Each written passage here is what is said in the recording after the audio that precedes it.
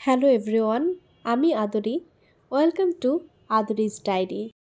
বোরহানি কম বেশি আমাদের সবারই পছন্দ, আর যদি সেটা হয় ঘরোয়া স্টাইলে তাহলে কেমন হয়।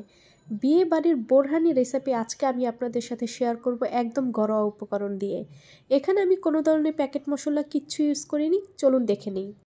বোরহানি তৈরি করার জন্য আমাদের এখানে ধনিয়া পাতা লাগবে। আমি একটি ব্লেন্ডার জারে ধনিয়া পাতাটা দিয়ে দিলাম। তারপরে আমি এখানে দিয়ে দিচ্ছি সরিষা বাটা পেস্ট। আমি এই সরিষা বাটাটাকে পেস্ট করে তারপরে ইউজ করেছি। আপনারা যদি চান এখানে আস্ত যে সরিষাটা রয়েছে সেটাও দিতে পারেন। তারপর আমি এখানে দিয়ে দিচ্ছি ফ্রোজেন করে রাখা পুদিনা পাতা। আমি এই পুদিনা পাতাটাকে ডিপ ফ্রিজে প্রায় অনেক মাসের মতো রেখে দিই, এতে করে পরবর্তীতে যখন পুদিনার সিজন না থাকে তখন আমি এটাকে ব্যবহার করি।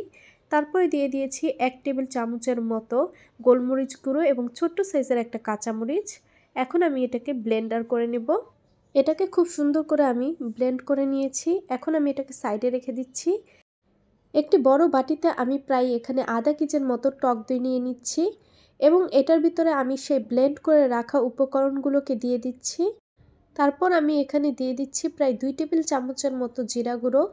তারপর আমি এখানে অ্যাড করে দিচ্ছি 1 টেবিল চামচের মতো বিট লবণ। দিয়ে দিচ্ছি আমি এখানে 1/3 কাপের মতো চিনি। চিনির পরিমাণটা আপনারা বুঝে তারপরে দিবেন। অনেকে কম বেশি মিষ্টিটা খায়, সেই অনুযায়ী কিন্তু আপনারা চিনির পরিমাণটা দিয়ে নেবেন। আমার বাসায় একটু মিষ্টি বেশি খায়, তার কারণে আমি 1/3 কাপের মতো চিনি দিয়েছি। তারপর যে ডাল ঘুটনি রয়েছে সেটা দিয়ে আমি এটাকে খুব সুন্দর করে মিক্স করে দিচ্ছি এবং এটা দিয়ে করলে আপনাদের টক দইটা আর ফেটে নিতে হবে না।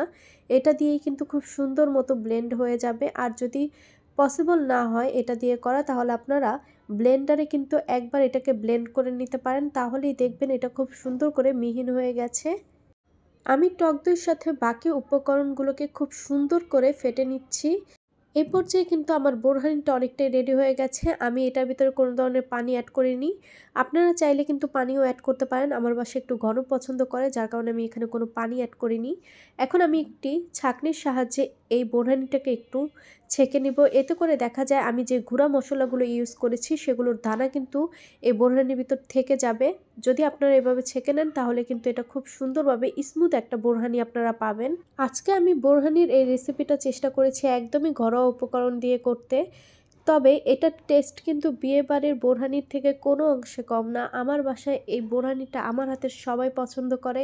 এই পর্যায়ে আমার বোরহানিটা ছেঁকে নেওয়া হয়ে গেছে। এখন আমি এই বোরহানিটাকে পরিবেশন করব। চলুন তাহলে পরিবেশন করা যাক। যদি আমার এই ভিডিওটি আপনাদের কাছে ভালো লাগে অবশ্যই আমার চ্যানেলটাকে সাবস্ক্রাইব করুন, পাশে থাকা বেল বাটনটিকে ক্লিক করে রাখুন যেন আমার নতুন নিত্য ভিডিওগুলো সবার আগে পৌঁছে যায় আপনাদের কাছে। অবশ্যই আমার এই রেসিপিটি শেয়ার করুন আপনার ফ্যামিলি এবং ফ্রেন্ডসের কাছে।